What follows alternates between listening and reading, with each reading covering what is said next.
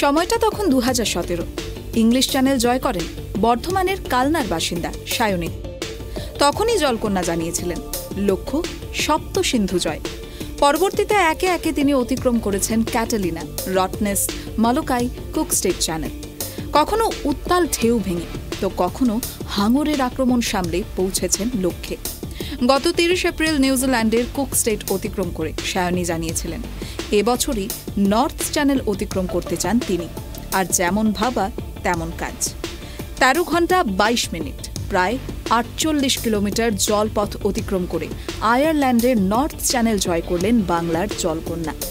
কনকনে ঠান্ডা জলে সাঁতার কাটতে কাটতে শরীর অসাড় হওয়ার পাশাপাশি প্রায় 48 কিলোমিটার জলপথে জেলিফিশের আক্রমণের মুখেও পড়তে হয়েছে তাকে। স্রোতের বিপরীতেও সাঁতার কাটতে হয়েছে দীর্ঘক্ষণ, তবুও হাল ছাড়েননি। সমস্ত প্রতিকূলতাকে হারিয়ে নর্থ চ্যানেল জয় করেন সায়নী দাস। তিনিই প্রথম ভারতীয় মহিলা সাঁতারু যিনি এই কৃতিত্বের অধিকারী হলেন। নর্থ চ্যানেল জয়ের পর শনিবার ঘরে ফিরেছেন বাংলার এই জলকন্যা। সায়নীকে অভিনন্দন জানাতে দমদম বিমানবন্দরে হাজির ছিলেন তার অনুশীলন কেন্দ্র দিগনগর স্পোর্টস ভিলেজের সকল কর্মকর্তা, ছাত্রছাত্রী এবং প্রশিক্ষক সহ Nadia district under water swimming অ্যাসোসিয়েশনের সম্পাদক কাকলি রায় এবং একাধিক বিশিষ্টজনেরা। বলতেই হয় ভারতের মতো দেশে যেখানে ওপেন ওয়াটার সুইমিংয়ের কোনো মূল্য নেই, যদিও সেন্ট্রাল গভর্নমেন্ট থেকে ওপেন ওয়াটার সুইমিংয়ের জন্য স্পেশালি যারা সাকসেসফুল ওপেন ওয়াটার সুইমার তাদেরকে রাষ্ট্রপতির হাত থেকে পুরস্কার দেওয়া হয়। তা সত্ত্বেও আমাদের শুনতে হয় সব ওপেন ওয়াটার সুইমিং করে কী লাভ। তো সেই পরিস্থিতিতে দাঁড়িয়ে এত সুন্দর একটা ওয়েলকাম পাবো এটা আমি ভাবতে পারিনি, কারণ আমি ভাবিও না যে মানুষ এটাকে নিয়ে ভাবতে পারে, কিন্তু সেই ধারণাটা ভুল।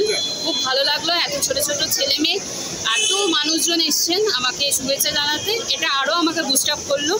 আর দৃঢ় সংকল্প হলাম যে বাকি দুটি চ্যানেলগুলিও আমাকে পার করতাম। দেখুন, আমি আমার প্র্যাকটিস করি আমাদের কালনার পাশের ভাগীরথী নদীতে, এবং সেখানে অবস্থা খুবই খারাপ, এবং আমি ইন্টারন্যাশনাল লেভেলে সব সুইমারদেরকে আমি সেটা শেয়ার করেছি যেখানে যে আমাদের গঙ্গার অবস্থা কী। তারা খুব আশঙ্কা প্রকাশ করেছে। তো যারা এই পরিবেশ কর্মী রয়েছেন, যারা সমানে লড়ে যাচ্ছেন আমাদের পরিবেশের জন্য, যেটা সবার উচিত আমাদের দায়িত্ব নেওয়া পরবর্তী প্রজন্মের জন্য অবভিয়াসলি, তো তাদেরকে অনেক অনেক ধন্যবাদ, এবং আশা করবো তারা এই লড়াইটা চালিয়ে যাবেন। অনুভূতি তো ভাষায় প্রকাশ করা যাবে না। আমাদের বাড়ির মেয়ে পরপর 5টা চ্যানেল জয় করলো, নর্থ চ্যানেল নয়। না হওয়াকে কী করে হ্যাঁ করতে হয় ওর কাছে শিখতে হবে, এবং পরবর্তী প্রজন্মের ছেলেমেয়েদের কাছে একটা উদাহরণ সায়নী। আর আমাদের সকলের শুভেচ্ছা থাকলো এখন থেকেই বাকি যে দুটো চ্যানেল আছে সেই দুটো চ্যানেল ওকে করতে হবে, এবং তার জন্য যে ধরনের প্রস্তুতি দরকার সেই প্রস্তুতি ওরা করুক। আমাদের সকলের আন্তরিক শুভেচ্ছা থাকবে। সম্প্রতি মা বাবাকে নিয়ে সায়নী উড়ে যান আয়ারল্যান্ডে। কনকনে ঠান্ডা জলে কিছুদিন অনুশীলনের পরে জ্বরে আক্রান্ত হন তিনি। স্থানীয় চিকিৎসকেরা অ্যান্টিবায়োটিক প্রয়োগ করে তার জ্বর কমান। পরবর্তীতে ব্যাপক ঝড় বৃষ্টির কারণে 27 আগস্ট পর্যন্ত চ্যানেলে নামা নিষেধ ছিল।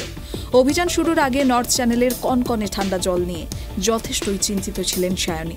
নর্থ চ্যানেলের পরিবেশের সঙ্গে খাপ খাইয়ে নেওয়ার জন্য বিশেষ অনুশীলন করতে হয়েছে তাকে। বাড়িতে বরফ গলা জলে দীর্ঘ সময় ডুবিয়ে রাখতে হয়েছিল শরীর। একই বছরে দুটি চ্যানেল অতিক্রম করার পর এখন সায়নীর মূল লক্ষ্য আগামীর দুটি চ্যানেল অতিক্রান্ত করা, যার জন্য তড়িঘড়ি নিয়মিত অনুশীলন শুরু করবেন বলেই জানিয়েছেন তিনি। নদিয়া থেকে মলয়দের রিপোর্ট, ট্র্যাক টিভি বাংলা।